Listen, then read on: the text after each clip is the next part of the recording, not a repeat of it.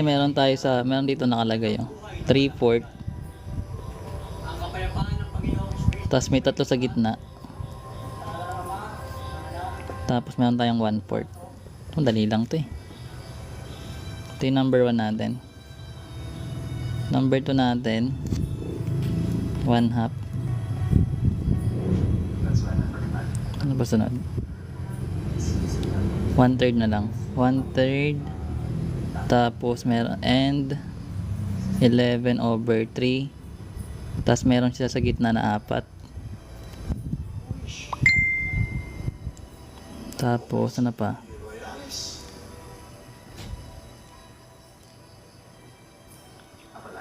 So negative 1/2. Tapos meron tayong and negative 11/6. Tapos merong 3 sa gitna. Yung given natin pwede na yan 3. Actually madali lang. Diba sabi ko sa inyo, kapag arithmetic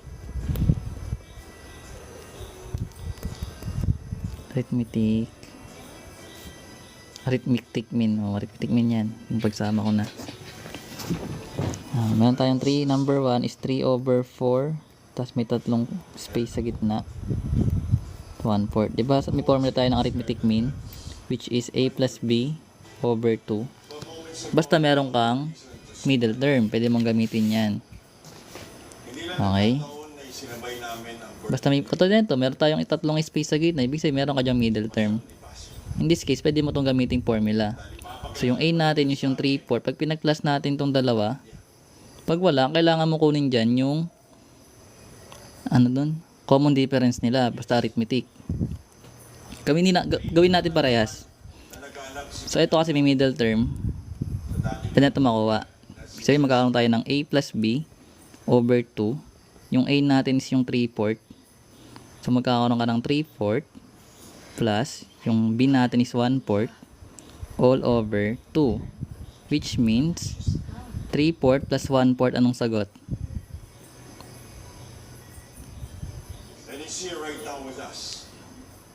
Fraction natin. Anong sagot sa 3/4 plus 1/4? 5/4. 1. Bakit 1? Kasi meron kang, pag similar yung fraction mo, copy mo lang yung denominators, i-add mo silang dalawa. Kung addition. Pero kung minus, i-subtract mo. Pero dahil plus to, i-add natin yung numerator, which is 3 plus 1 is 4 over 2. At alam natin ang 4 over 4 is 1. Karoon tayo ng 1/2. Ito yung middle term natin dito. So 1/2 to. Ngayon, dahil meron ka dito, tsaka dito, pwede mo gamitin yon. Ito naman ang A mo, ito naman yung B mo, para makuha mo tong gitna na. Which means, same process, meron kang A plus B over 2. Yung A natin itong 3/4. Yung B natin is yung 1/2 all over 2. Kasi ito yung 2 natin baka hindi niya malagay yan. Ngayon, what is 3/4 plus 1/2? Dapat marunong ka ng fraction, mag-add ng fraction. So pag dissimilar sila, 'di ba kailangan natin ng LCD? So ang LCD nito is 4. May all over 2 pa tayo baka makalimutan nyo. So 4 divide 4 is 1 times 3 is 3. So magkakaroon ka dyan ng 3. 4 divide 2 is 2 times 1 is 2. So which means eto magiging 5 over 4 divided by 2. Ngayon, what is 5 over 4 divided 2? Dapat marunong ka rin mag-divide. Ang sagot natin sa 5 over 4 divide 2.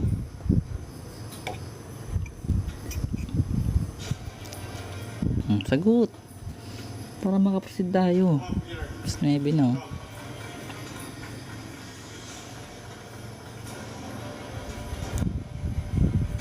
1/2.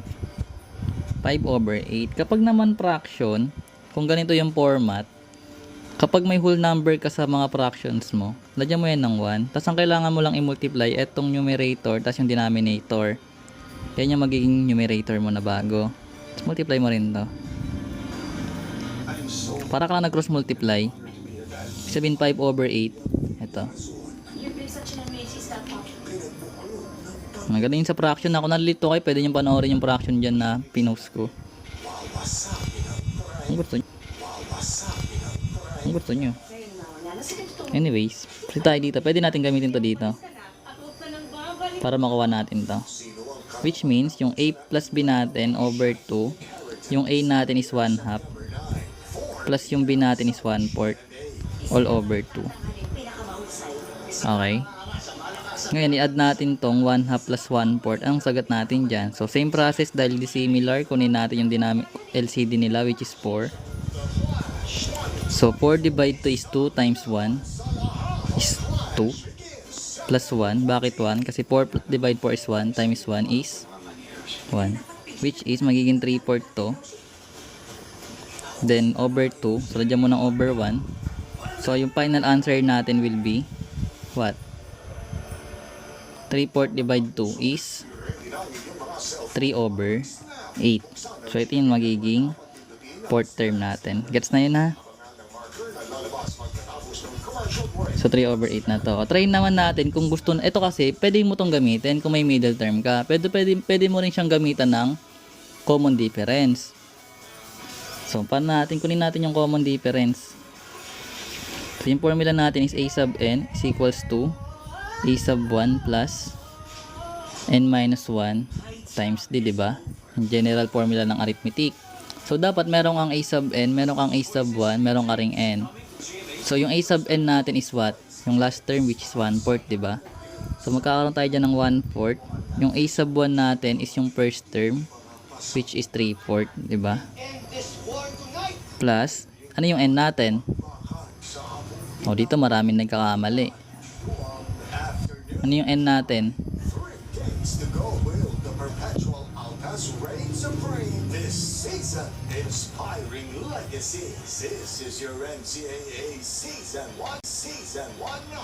So, yung n natin will be 5 kasi yung 1/4 natin pang 5 terms siya. Ito na si Eka, no? Magiging 5 minus 1. Tapos wala tayong d kasi nga missing yung d natin. Ngayon, magkakaroon tayo ng 1/4 is equals to 3/4. 5 minus 1 is 4. Times natin sa d. Magkakaroon tayo ng 4d. Okay? Then, transpose natin si 3/4 sa kabilang side. Magkakaroon tayo ng 1/4. Magiging subtraction na siya. 3/4 is equals to 4d. Which means, tingin lang natin to. Which means, anong sagot natin dito sa 1/4 minus 3/4? So, 1/4 minus 3/4 is negative 1/2. Dahil nga similar fraction sila, i-copy mo lang yung denominator. Tapos 1 minus 3 is negative 2 equals 4d. Which means, yung negative 2 over 4 is pwede nating maririte as 1/2. Negative 1/2 divide 4 ay equals 4d. Then, divide natin by 4 para makancel yung 4 na katabi ni d. Both side yun ha. Which means, anong sagot natin dito? Ano yung common difference natin? Ang nanalo ay walang iba kundi si Negative 1/8. So, try natin kung tama ha. Gets na natin yan ha. 5/8 yung makuha natin. 5/8. So, meron tayong a sub 1 which is 3/4. Plus, yung n natin is 2. Minus 1. Yung d natin is negative 1 over. Hindi nakikita. Sorry. Ulitin natin no. So, yung a sub 2 hanapin natin. Which means, dapat ang makuha natin is 5/8. Kasi ito yung nakalagay dito. Sequence. Ngayon, meron tayong a sub 1 which is 3/4. Meron tayong n which is 2. Kasi yung hinahanap natin. 2 minus 1. Tapos yung common difference natin is negative 1/8. Okay? Then after that, i-add na lang natin, tsaka multiply. So ito magiging 1. 2 minus 1 is 1. Times negative 1/8 is negative 1/8 yan. Then sabi ko nga sa integers ko, pag nagtuturo ako, kapag may magkatabing sign dyan, tulad nito, plus minus magkatabi, multiply mo yan. Negative, positive times negative is negative, magkakaroon ka ng negative 1/8. Which means, LCD nila is 8. Then, 8 divide 4 is 2 times 3 is 6. minus 1, which is 5 over 8. So, yun yung a sub 2 natin, which is tama siya dito. Ngayon, kung gusto mo makuha yung third terms tsaka fourth terms, ibig sabihin yung a sub 2 mo, paplasan mo siya ng negative 1, 8. Negative 1 over 8. So, ibig sabihin, kung meron kang a sub 3, so ibig sabihin magkakaroon tayo ng 5 over 8 plus negative 1, 8, di ba? Negative 1 over 8. So, dahil magiging minus na yon, which is magiging over 8, 4, which is 1 half. Yung pang third term natin. Nagets mo, Jem? Then, Listen to him first. Let him talk. kasi pag nakuha mo na yung common difference, i-add mo na lang naman yun.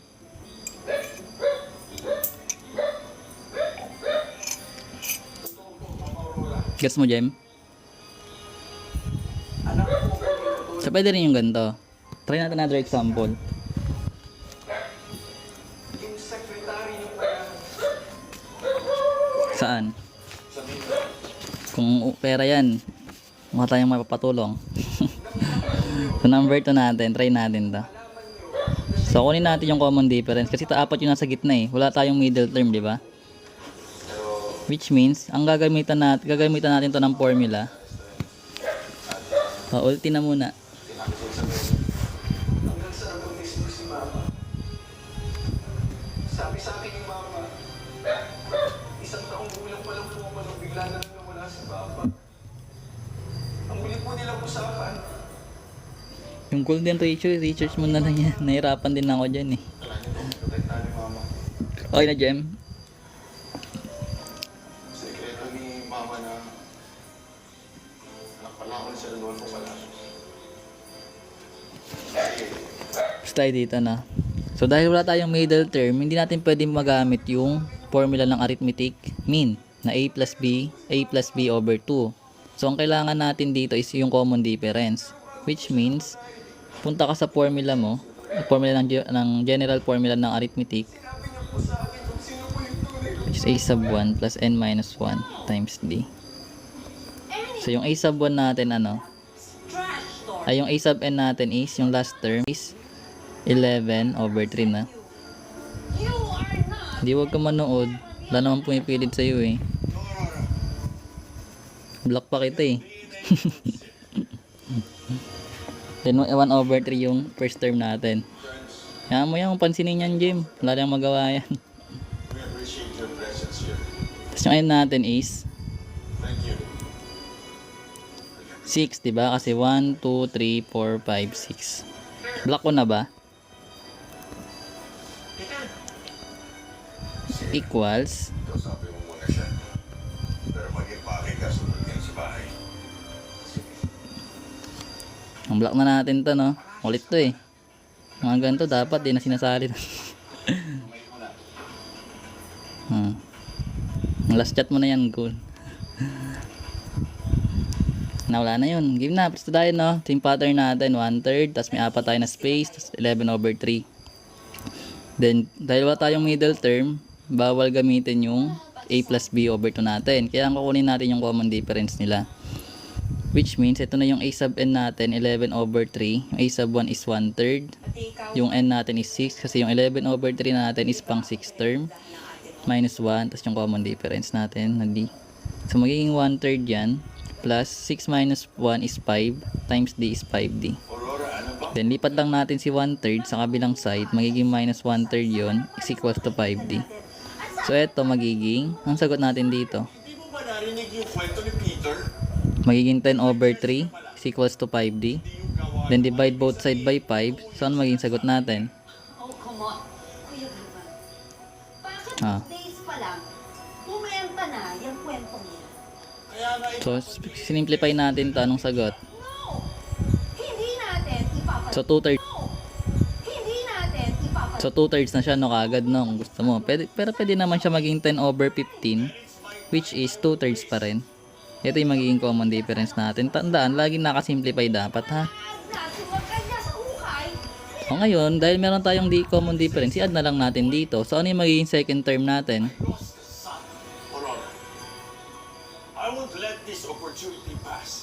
What is second term? Pagkakataon na maging tatay sa pamangkin ko. 1, that's correct. Kasi 1/3 plus 2/3 is 1. Sandali nga. So yung third term natin will be, Tarantado kang halip ka. ano yung magiging third term natin? Ha? Tol, pasensya ka na, Tol. 5/3, that's correct. Guess na natin yan, add na lang natin naman yan eh. Madali na lang yan pag in-add. Labas pasok sa ospital. So 5/3 plus 2/3 will be Tinry kong manghiram sa kaibigan ko eh. Ayok na yun, si 7/3. Naniningil na sila, pre. So yung last term natin, yung itong missing na to, anong sagot? May gagawin daw silang masama kay mama, pre. Totoo yung sinasabi mo. Sana lumapit ka sa Garban, humingi ka ng tulong. Hindi ka papanggap ng palasyos. 9/3, 3 na lang. Simplify nga lagi. Paraan eh. Diba? 9 divide 3 is 3. O, kunyari meron tayong 3. 3 plus 2/3. 11/3 yun. So ito yung maging pattern mo, Jem. Ay yung sequence mo. Ibig sabihin, kapag yung middle term mo is hindi siya add, Nagkataon lang na may lumapit sa akin. hindi mo pwedeng gamitan ng A plus B, no? Kasi mahirapan ka. Kaya mas maganda gamitan mo siya ng common difference. Hanapin mo yung common difference mo na lang. Ganun din, kung gusto mo siya sa part kanina na dito, kahit add number yung middle mo, pwede mo pa rin kunin yung common difference. Kasi add mo na lang. Kung yung nakuha mo. Anyways, marunong naman kayo ng fraction na, ng whole numbers, madali na lang yan. Itong arithmetic mean lang naman. Basil, my God! Okay na, Jem, okay na yun na. Tutuin mo nga itong tatay mo para matauhan. Ito negative, tingnan natin yung negative. So number 3. So let's say meron tayong negative 1/2. Tapos meron tayong tatlong space. Ito, dahil tatlo yung space natin sa gitna. Tapos negative 11/6. So, pwede kang gumamit ng formula ng arithmetic, ha? Tapos ito ang gago ka. Ha? Arithmetic mean, pwede mong gamitan. Kasi may middle term. Pero dahil mas madali siya, kukuhaan na lang natin yung common difference. Huwag na tayo mag arithmetic mean na formula. Common difference na lang para masanay kayo. So, proceed tayo sa a sub n is equals to a sub 1 plus n minus 1 times d. Kung tulungan niya ako ah. So, yung a sub n natin is negative 11/6 equals negative 1/2 plus, ano yung n natin? So, 1, 2, 3, 4, 5. 5 minus 1 times d natin, na? Then, ngayon, simplify lang natin muna tong nasa loob ng parenthesis. Magkakaroon tayo ng 5 minus 1 is 4 times d is 4d. So, ngayon, lipat natin itong si negative 1/2. Magiging negative 11/6 magiging plus 1/2 is equals to 4d. Then, anong simplify na ito? Anong sagot natin dito? So, LCD na ito is 6, diba? So, magiging negative 11 plus 3. Sundan? Nasundan yun? Sundan to? So, LCD is 6, diba? So, 6 divided 6 is 1 times negative 11 is negative 11 plus 6 divided 2 is 3 times 1 is 3. Kaya nagkaroon ka ng negative 11 plus 3 equals 4d. Then, negative 11 plus 3 is negative ilan? Negative 8/6 which is equals to 4d. Then, divide natin. Ito pwede ma-simplify. Simplify muna natin. So, magkakaroon tayo ng negative 4/3, diba?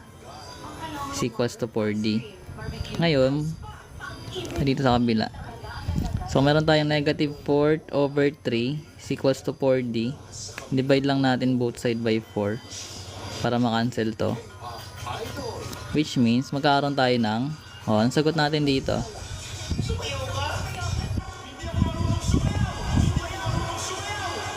Ito muna, mamaya na natin i-simplify. Anong sagot natin dito?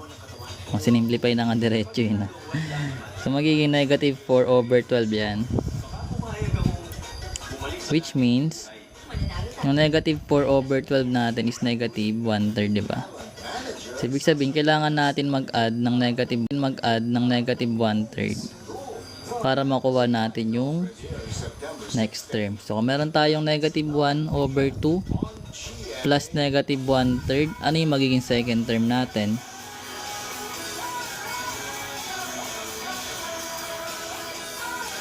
Three ba? Try natin i-check kung 3 nga.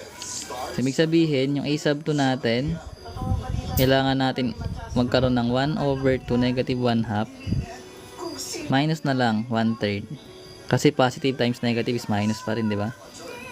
So, kunin natin yung LCD, which is 6. So, 6 divide 2 is 3.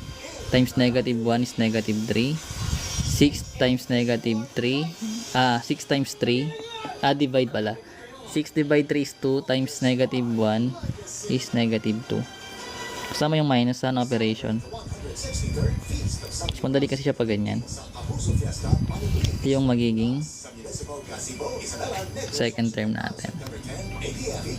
Which means, pwede mo na makuha yung third term. Pag yung third term natin, add mo lang, mag-subtract ka lang ng 1/3 dito. Ano yung third term natin? Lalaki ang misyon sa buhay, maghanap ng partner bago mamatay. Ibig sabihin, magkakaroon tayo ng negative 5/6 minus 1/3. So, same process, kunin mo yung LCD, which is 6. So, magkakaroon ka ng negative 5 minus 2, which is negative 7/6. Gets na yun, ha? Huwag natin isa-isahin. So, negative 7/6. Okay? Ito magiging, ang sagot natin dito. Simplify. Simplify nga dapat. Uy. May or. Naiwan yung or. Essentially, it came from a place of love, of a real Dapat lagi nakasimplify, ha? rhythm. Gusto ko yung rate mo, gusto ko yung Kasi pag hindi mo nakita yung negative 9/6, baka sabihin mo, walang sagot. Kailangan nakasimplify kasi. nung pag-uusap ay mamaya. At kung saan kami nakarating. Kapag naman nakita mo na yung negative 9/6, di yun na yung lagay mo. That's the first word that comes. Pag wala, kailangan mo siya simplify. Pero mostly kasi kailangan nakasimplified form. Tutunan, marami Kaya dapat marunong ka rin ng conversion.